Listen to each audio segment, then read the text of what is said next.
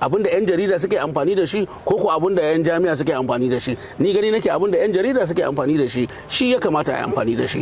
Na 'yan jami'a yana nan ajiye a kundaye, an kasa fitar da yadda za a kwarara shi ya shiga cikin jama'a mutane su san da shi. Gashi an shirya wannan taro na masu ruwa da tsaki akan abin da ya shafi harkar fassara. Su kafafen yada labarai sukan ce suna yin fassara ne yadda al'umma za su fahimta. Su kuma malamai a jami'a suna ganin cewa fassarar da ake a kafafen yada labarai ba daidai ba ce. Ku ne masu ruwa da tsaki, ya kuka kalli wannan dabarwa? Ni na fi goyon bayan masu yada labarai. Abin da yasa saboda suna amfani da abin da jama'a suke so suke yi na yau da kullum. Mu a jami'a idan an zauna an yi fasara ana yin ta ne fa a tsarance a cewa ga yadda abu yake, amma baya shiga cikin al'umma.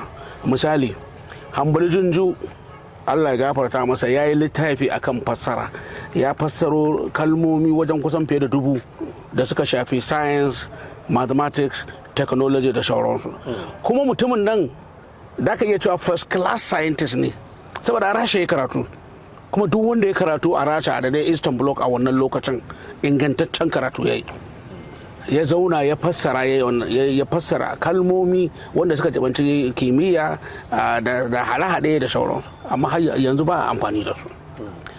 A Center for Study of Nigerian Languages su ma sun zauna sun wajen fiye da shekara ɗaya ana fassara kalmomi da aka same su a wannan lokacin, na tattalin arziki ne, na kimiyya ne, na fasaha ne, na kere-kere, duk an tattara su an yi volume guda 2, kundi 2, amma ba amfani da su. Saboda haka mu a jami'a idan ka zauna kai fassara ka ta tsararriyar fassara da sauransu, idan ba ka dauka ka kai ta wajen jama'a bane, ka wato kayi abin da ake cewa mutane sun karbe ta ana amfani da ta yau da kullum, ba fa za a san kayi ba. To yana za ka tsaya ka ce wai wani abu ya taso fassara sai ka zo jami'a ka tambayi wani profesa ya gaya maka yadda za ka fassara abu, ka zo ka tarar baya nan ma, ko ya taɓa ɗauko yaransa, ko shi kansa kebura sun masa yawa, ya ce da kai wallahi gaskiya ban ci abinci ba tun safe, sai haka zan yi tunani. To amma abin da mutane suke amfani da shi yau da kullum da shi za a yi amfani da shi. Ni ana wani gizanin kenan, to amma dama ni dan katsalandan ne, ba sana'ata ba ce, kawai durowa a tun dai ka san gajeru in ga ma fitina ce da mu wallahi. To ba za a ce ko dan ba sana'ar taka ba ce shi sa kake irin ajo ba gashi yanzu koma da ba sana'ata ba ce, ba gashi yanzu an zo wurin ba ana tambaya a ce wai wanne ne ya kamata a yi amfani da shi, abinda 'yan jarida suke amfani da shi ko abinda 'yan jami'a suke amfani da shi. Ni gani nake abinda 'yan jarida suke amfani da shi ya kamata a yi amfani da shi. Na 'yan jami'a yana nan ajiye a kundaye, an kasa fitar da yadda za a kwarara shi ya shiga cikin jama'a mutane su san da shi. Kana nufin yanzu kamar ta ina za a kwarara shi? Su za su misali su fita social media site, su yi videos, su yi irin wayannan abubuwa, su din suna koya mutane. Dan yanzu idan kana son ka isar da sako kace zaka rubuta a takarda, ba ta lokacin ka kake, ba wanda zai ga abin nan. Amma idan kai yanzu misali kace ga kalmomin da ya kamata mu dinga amfani da su idan za a yi kaza, 30 seconds, second 30 ka jefa shi zai zama viral, mutane miliyoyi za su gani. Si ta sharing ya fi ka zo aji ka zauna kana damu ga rana ga duhu ga gumi ga wata ya ce kana ta zufa, wani ma da maficin shi ya zo nan wajen concert hall abin nan da mafifi ya zo na dagawa.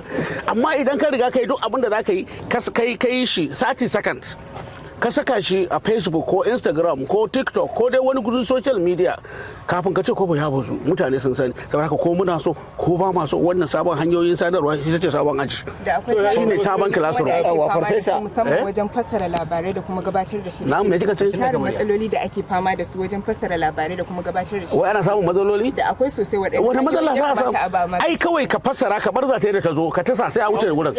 Aka fassara ta kai Farfesa? To ina magana social media, mutane da dama suna cewa 'yan social media ba 'yan jarida ba ne, ba masu fassara ba ne. To me kake son su yi? Sai dai na magana? Yanzu murja kunya na zaka ka ce da ta ga yadda ya kamata ta faɗi wata kalma. Kun samu sabanin ra'ayi kenan da Aliyu Getso da Izo. Ni ban ma san kowaye ba ne, amma dai magana ta gaskiya shine idan ka samu matashi mai jini a caka irin mu, ka gane matasa lafiyayyun matasa irin mu, to gaskiyar maganar abinda muka amfani da shi ake amfani da shi. Amma idan ka ce za ka tsaya wai sai ka zo wajen editor ɗinka ya ce ka je ka nemo kalmomin wayan nan, sai ka zo jami'a ko ka zo college of education ko ka zo wajen masani mai fassara ga yadda ya kamata a fassara abu, to magana ta gaskiya za a samu cikas.